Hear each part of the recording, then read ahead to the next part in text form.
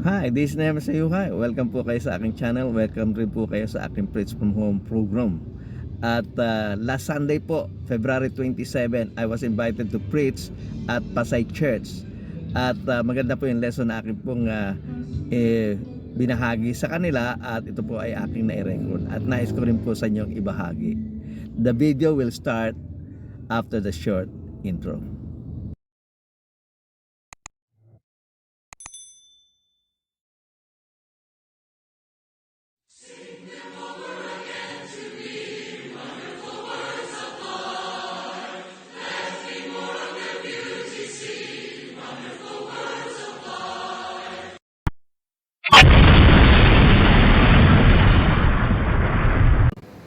Pag-aaralan naman po natin yung tungkol doon sa application nitong pinag-aralan natin nung nakaraan.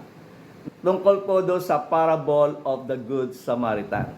Naisip ko na ito yung pinaka malapit na application doon sa ating pong napag-aralan nung nakaraan. Yung nakaraan po, ang napag-aralan po natin, ang Diyos ay umibig, ang Diyos po ay nagbigay.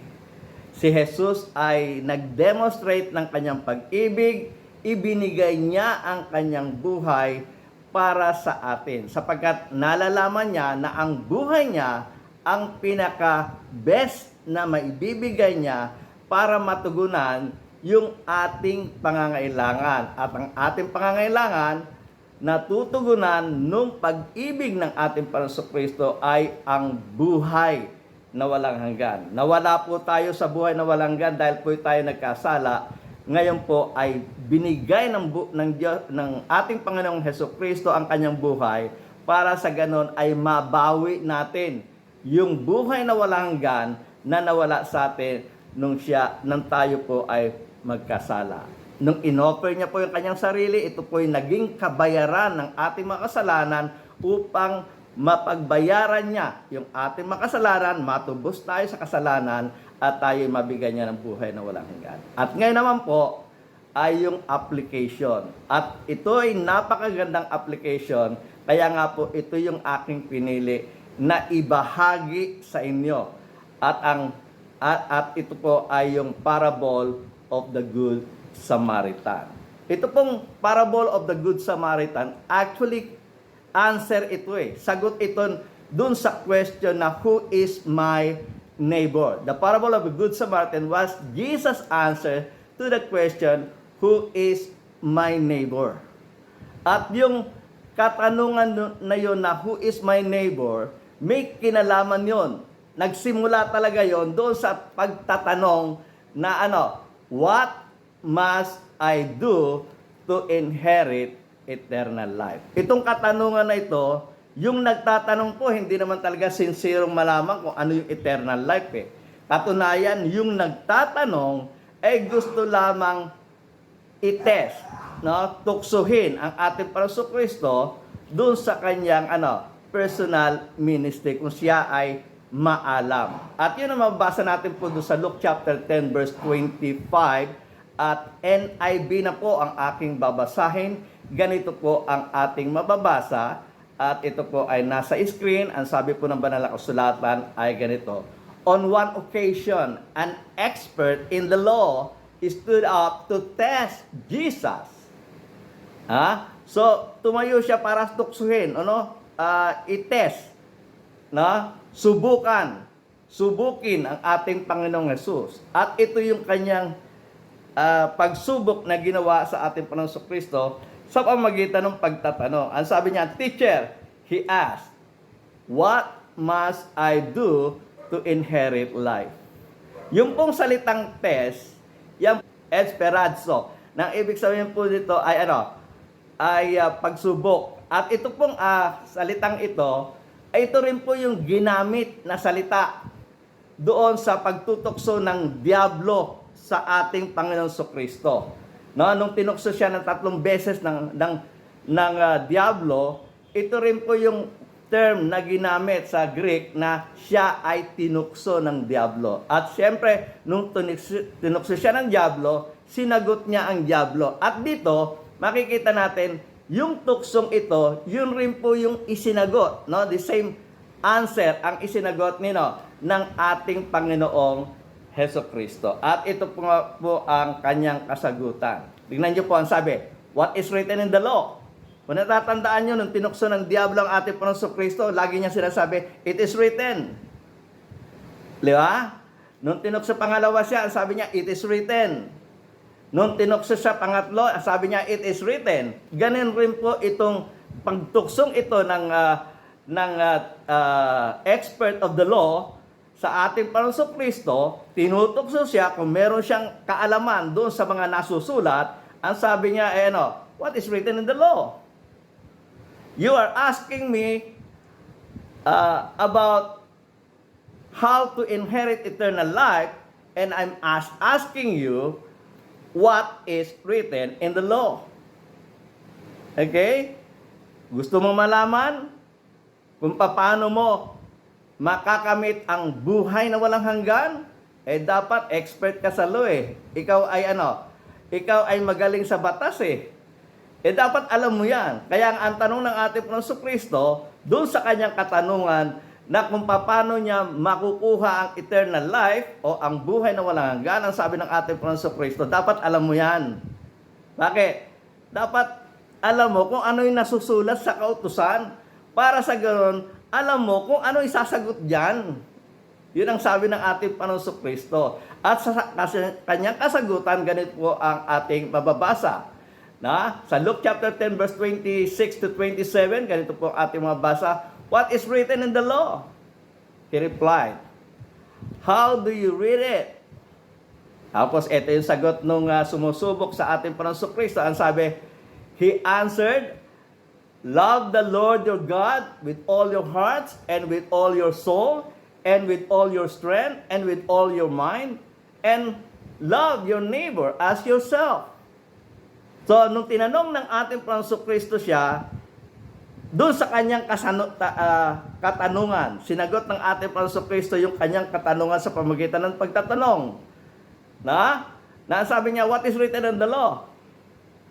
Dahil ang itinatanong niya, ano ang sinasabi ng kautusan tungkol sa pagkakamit ng buhay na walang hanggan. At siya na mismo rin ang sumabi. Sapagat alam niya naman talaga yung law, alam niya naman talaga yung kautusan.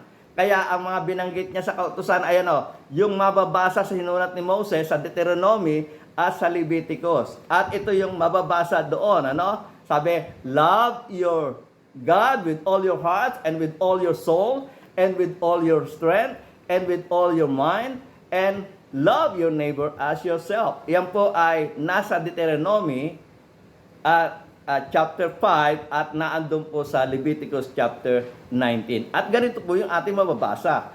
Deuteronomy chapter 6 verse 5 at New International Version na po ang aking babasahin. Ganito po ang mababasa. Love the Lord your God with all your heart, with all your soul, and with all your strength. Yan po yung mababasa natin sa Deuteronomy. So alam po yun eh. Tinutokso niya yung ating Panginoong Kristo. Akala niya naman matutokso. Kaya nga, siya na mismo ang nagbigay ng talata. Kung ano nasusulat sa kautusan para magkamit ng buhay na walang hanggan. Ibigin mo ang Diyos ng buong puso mo, ng buong kaluluwa mo, at ng buong iyong lakas. At doon po sa Leviticus chapter 19 verse 18, ay ganito naman po ang mababasa. Do not seek revenge or bear grudge against anyone among your people, but love your neighbor as yourself.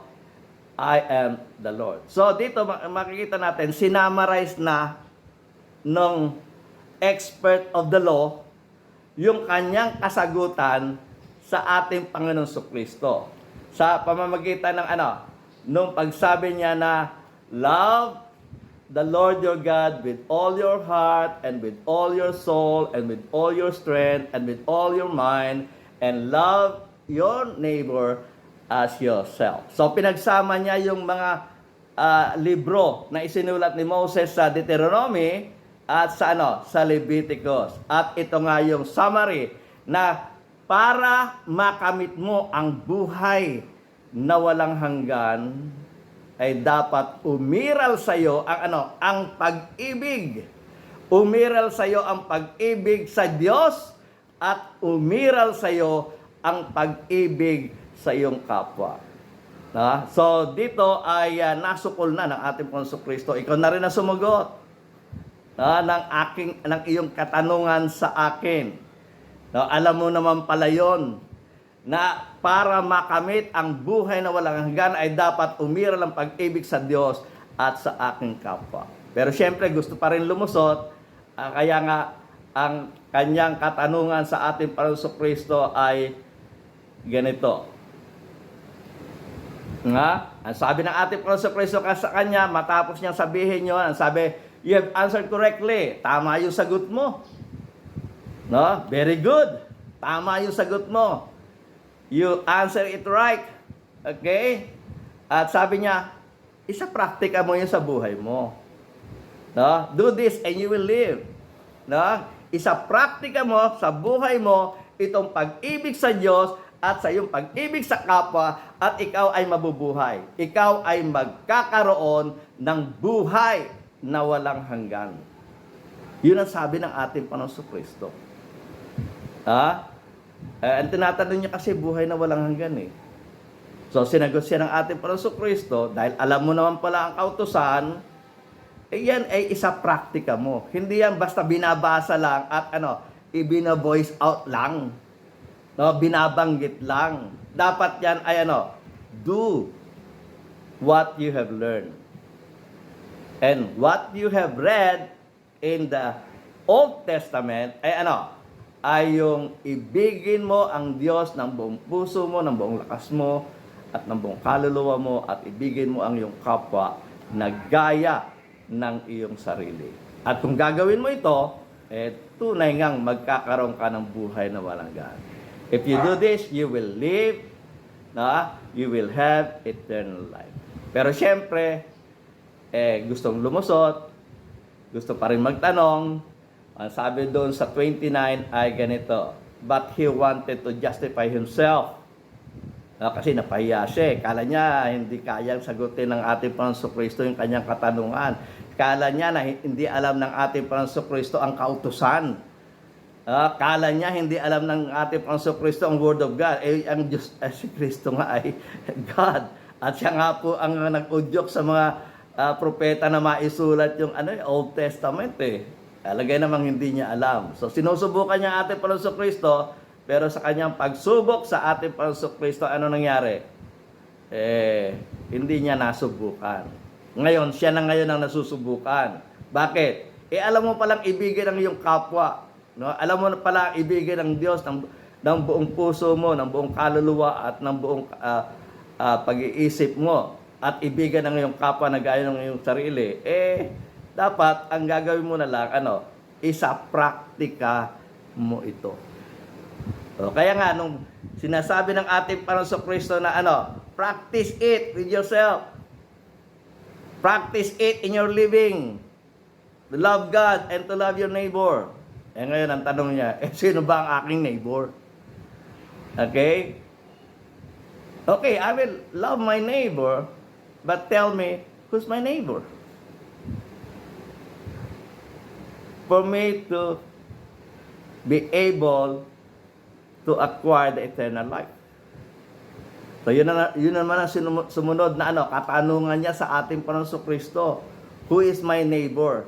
At nung tinanong ang ating Panginoong Kristo na who is my neighbor, ang sagot ng ating Panginoong Kristo nga ay yung parable of the Good Samaritan. Gusto mo malaman kung sino ang iyong neighbor? Ibibigay ko sa iyo ang kwentong ito ng parable of the Good Samaritan. At dito, hindi lang po yung nagtetest sa ating Panginoong Kristo ang matututo, pati tayo po matututo dito sa parable of the Good Samaritan. At ito po yung tamang aplikasyon nung nakaraang ating pag-aaral na ang Diyos ay umibig, ang Diyos ay nagbigay. At itong Good Samaritan ito ay nagsasapraktika ng kanyang pag-ibig at makikita natin kung papaano siya nagbigay. Okay, so basahin po natin sa Luke chapter 10 verse 30. Ganito po ang ating mababasa. In reply, Jesus said, doon sa kasagutan niya, doon sa tanong na, who is my neighbor? Ito yung kanyang isinagot, yung ang Good Samaritan. At ganito po ang ating mababasa. In reply, Jesus said, a man was going down from Jerusalem to Jericho. Okay? So meron tayong mapa niyan eh. Ayan po, no? From Jerusalem to Jericho. Makikita natin po sa screen, no? So i-assume natin, no? From Jerusalem siya, syempre siya ay isang Hudyo. Mapapunta po siya sa sa Jericho. Ulitin natin ang pagbasa. In reply, Jesus said, a man was going down from Jerusalem to Jericho. When he was attacked by robbers. Ay, sinawing palad, Nagta-travel siya, pero mukhang na-hold up siya. Inatake siya ng mga hindi lang isang robber po ito, hindi lang isang hold-upper po ito, plural po robbers. Marami po sila. At hindi lang po siya ni-rob sinaktan pa siya at kinuha pa yung kanyang mga mahalagang bagay sa kanya. Ang sabi po dito ay ganito, muli natin babasahin. In reply, Jesus said, a man was going down from Jerusalem to Jericho. When he was attacked by robbers, they stripped him. Nakita mo, pati damit kinuha of his clothes. Beat him. Ginulpi siya. Hindi na lang basta ni Rabbi, ginulpi pa. And went away leaving him half dead. Half dead siya. Ano ibig sabihin? Kulang-kulang mo. Nako, nandun na siya, sa sobra na yung pagbubugbog na halos ikamatay niya na. Halos ikamatay niya na yung pagbubugbog na ginawa sa kanya ng masasamang loob na na nang hold up sa kanya. Yan po yung story. At pagkatapos noon, dito na po binibigyan ng emphasis ng ating Panginoon Kristo yung mga taong posibleng maging neighbor niya na magkakaloob sa kanya ng pag-ibig. At ang una ay priest. Leader ng religion. At yung mga priest ay ay kumakatawan sa mga tao para sa kanilang pakikipag-usap sa Diyos sa templo. So dapat ito'y makatao. Dapat ito ay punong-puno ng pag-ibig sa kanyang mga nasasakupan. 'Di ba? Dapat siya ang unang modelo. Siya ang unang kakikitaan ng bagay na ito. Kaya sabi niya, I priest happened to be going down the same road. And when he saw the man, anong ginawa niya? Tinulungan niya ba? Nagpakita ba siya ng pag-ibig doon sa tao? Anong ginawa? A priest happened to be going down the same road, and when he saw the man, he passed by on the other side. Deadma. Walang puso. Walang pagmamahal. Walang care. Sa doon sa nakita na natin kanina, galing sa Jerusalem Possible na ito ay kapwa niya. Hudyo. Pero hindi siya nagpakita ng pagiging kapwa-tao. Hindi siya nagpakita na siya ay neighbor. At yung nagulpe ay neighbor niya. Nawa natin yun, hindi siya nagpakita ng pag-ibig sa doon sa dapat ay bigyan niya ng pag-ibig. Di ba ang batas? Anong sabi ng batas? Ibigin mo ang iyong kapwa. At ito'y nangangulong kapwa niya sapagkat ito'y taga-Jerusalem. Hudyo. Pero hindi siya nagpakitang kapwa sa taong ito na dapat niyang tulungan. At pagkatapos, may dumating na naman. Sino naman dumating? So too, a Levite. O saan ba nakukuha yung mga priest? Saan ba kinukuha yung mga yung mga priest? Di ba sa angkan ni Levi? Di ba? Levites ito. Answerin niyo po. Levites naman. Priest kanina, ngayon ay Levite. Ano sabi? When he came to the place and saw him pass by on the other side. Ay, pareho rin. Na walang puso, walang kaluluwa, walang habag. Nakita niya nakahandusa yung kapwa niya, pero hindi niya tinulungan. Okay? Dalawang tao na yung dumating. Nakababayan mismo ng taong nasaktan, pero hindi niya ito ay kanilang hindi binigyan ng tulong at ito ay kanilang pinabayaan. At sa pangatlong pagkakataon, meron dumating at yun nga yung Samaritan. Na kung titignan po natin ang history, ang Hudyo at ang mga Samaritano meron niyang hidwaan magkikita yan sa daan deadmahan yan, irapan yung mga yan. Sapagkat hindi sila nagkakasundo. Pero sa pagkakataong ito, itong Samaritano, handang tulungan yung isang Hudyo na na pinahirapan. At ganito ang ating mababasa. But a Samaritan, as he traveled, came where the man was, and when he saw him, he took pity on him. Nagdalang habag na siya. Pwede niya sabihin, yung mga kababayan mo, hindi ka pinansin Alagay naman pansinin kita. Pero siya, nung makita niya, umiral yung habag sa kanyang puso. Umiral yung pag-ibig sa kanyang puso. At ano ang ginawa niya? He went to him and bandaged his wound. Unang-unang ginawa niya, yung bandage na yun para sa kanya Alam niyo itong Samaritanang ito ay traveler. Magta-travel siya. So lahat ng mga nilagay niya doon sa kanyang sasakyan, ito ay para sa kanya, para sa travel niya.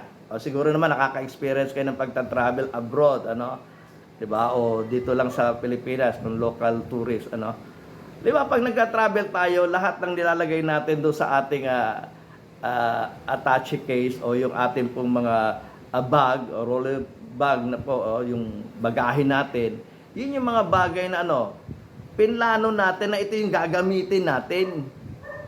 Kung sakaling masugatan, may bandage tayo. Kung sakaling mahilo, meron tayong Bonamil. Kung sakaling nilalamig tayo, meron tayong alak na iinumin o kape. Di ba? Kung sakaling malamig sa panahon na yon, meron tayong balabal, jacket, So, yun yung hinanda ng traveler Yung lahat ng mga ito ay para sa kanya. Pero dahil sa pangangailangan ng kapwa niya, handa niyang ipagkaloob ang mga ito para sa kanyang kapwa. Bandage. Diba? Inano niya, ginamot niya yung sugat. He bandaged his wounds. Ano pa? Pouring on oil and wine. May dala siyang oil. Kasi sa kanyang pagta-travel, pagdating ng gabi, kinakailangan niyang magsindi ng lampara. Diba? Nagdala siya ng alak. Dahil sa pagta-travel niya ng gabi, iinom siya ng alak para mainitan siya. Pero hindi niya ito pinagkait. Hindi niya pinagkait ito sa kanyang kapwa. Ito mismo ay ibinigay niya. Kung anong meron siya na kakailanganin niya sa kanyang pagta-travel, ibinigay niya sa kanyang kapwa. He took pity on him. He went to him and bandaged his wounds, pouring on oil and wine.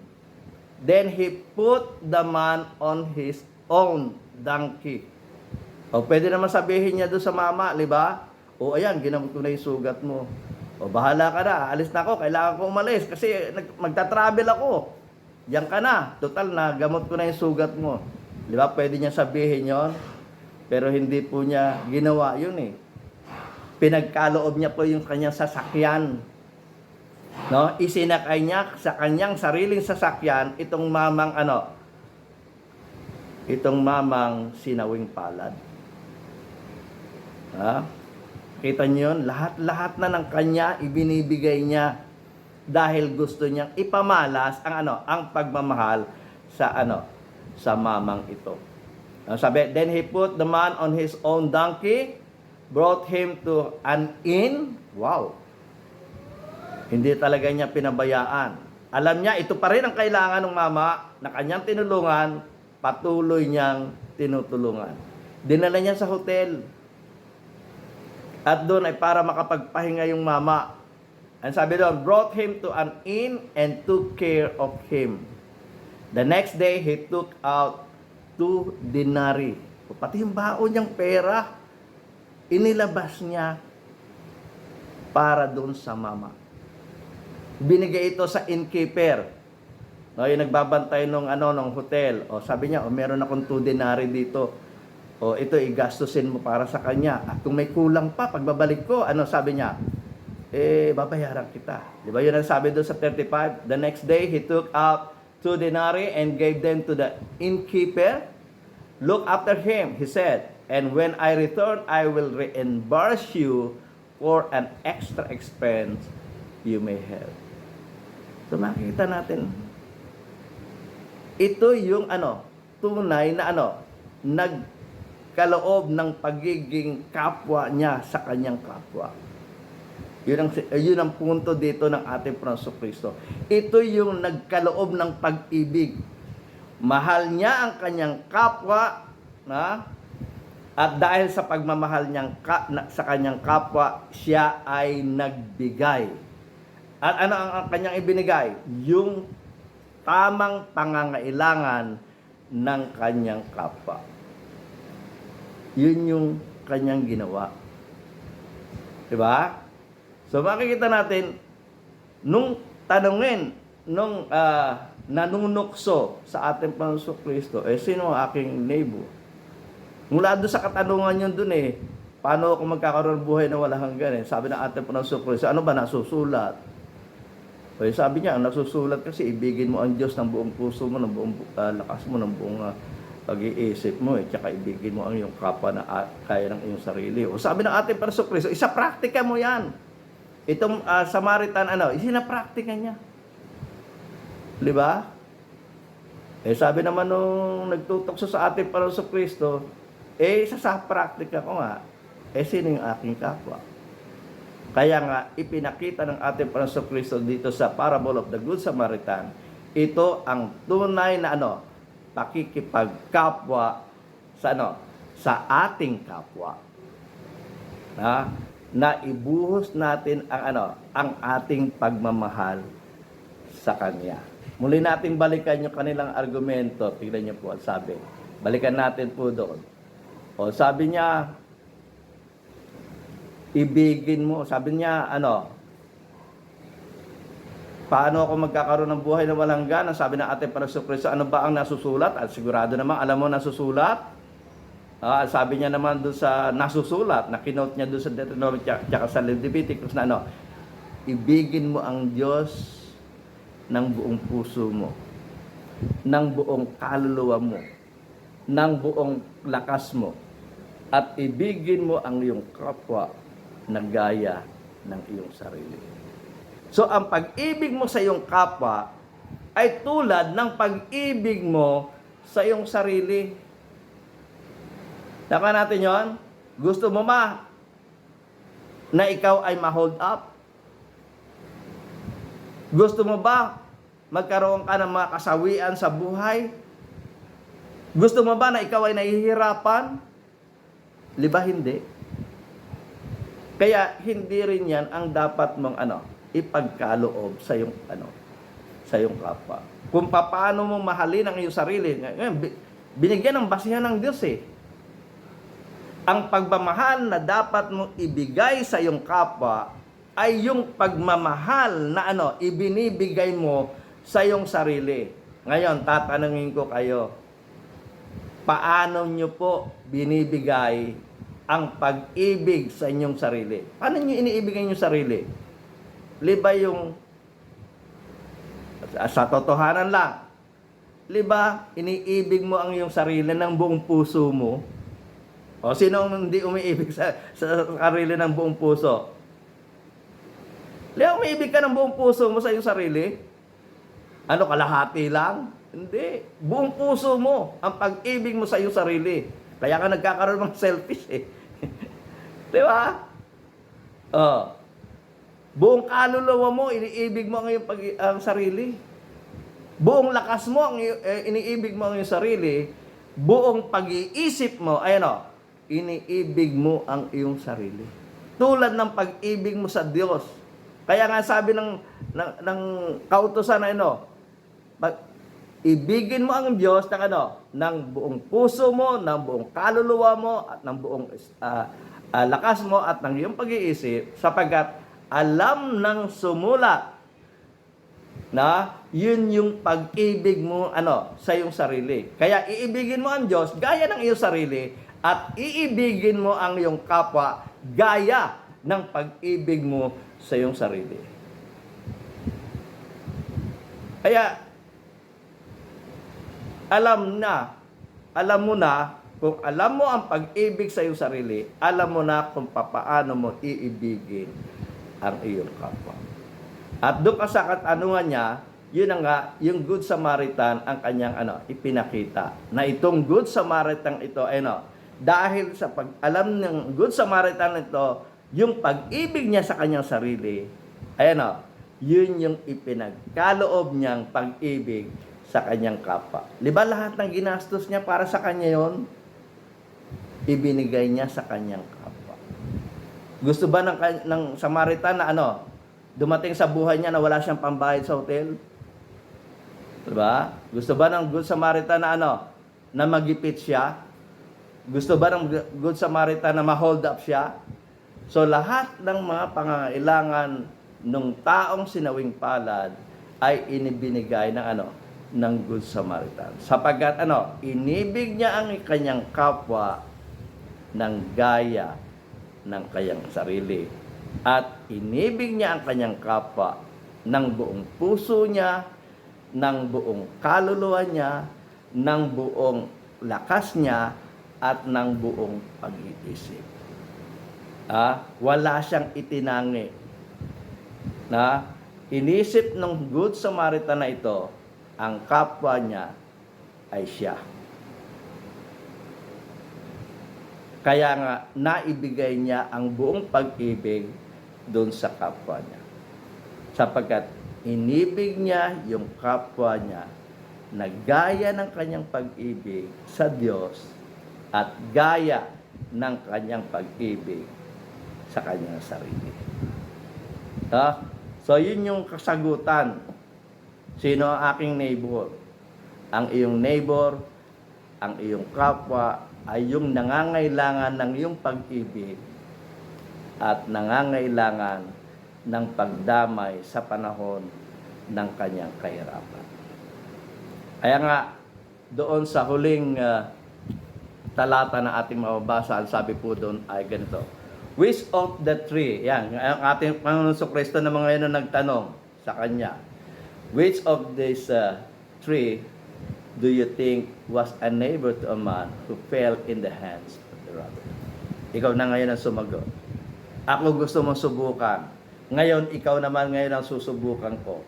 Dito sa parable of the Good Samaritan, sino sa tatlo? Sino sa tatlo ang tumuring na kapwa doon sa doon sa hinoldap na tao? At doon ang sagot nung sa 37 ng expert of the law, sabi niya, the expert in the law replied, the one who had mercy on him. Jesus told him, go and do likewise. You want to inherit the eternal life? Love God with all your heart, with all your soul, with all your mind, and with all your strength, and love your neighbor as yourself. Sana po sa maikling panahon ng ating pong pag-aaral ay meron po akong naibahagi sa inyo. Ito po ay continuation lamang po ng ating pinag-aralan noong nakaraan. At ito po yung practical application ng tunay na pag-ibig na pwede nating ibigay sa ating kapwa. Remember, when God loved the world, He gave. And what He gave is what is needed to be given to the needy that He loved. And that is the world. For God so loved the world that He gave His only begotten Son, that whosoever believe in Him should not perish, but have eternal life. So, dumadaan sa pag-ibig ang pagkakaroon natin ng eternal life. You want to have an eternal life, you want to inherit eternal life, start learning to love God and to love your fellow man. Kung nagustuhan po ninyo ang video ito, sana po ay mag-subscribe kayo at i-ring nyo na rin po yung bell para sa ganun ay ma-notify kayo sa mga bago pang mga video na akin pong i-upload. At sana po ay i-like nyo na rin po. At kung gusto nyo po makabahagi sa pangangaral ng Ebanghelyo sa lahat ng kinapal, sana po ay ito ay inyong i-share sa inyong mga kaibigan. At kung meron po kayong comment, mag-comment po kayo sa comment section. At sana po ay huwag nyo kalilimutan panoorin itong mga video ito nasa inyong harapan. At kung gusto nyo pong mag-subscribe, pindutin nyo lang po itong bilog na nasa akin pong likuran. Muli, ako si Nehemie Sayuhay at labis po ako nagpapasalamat sa inyo.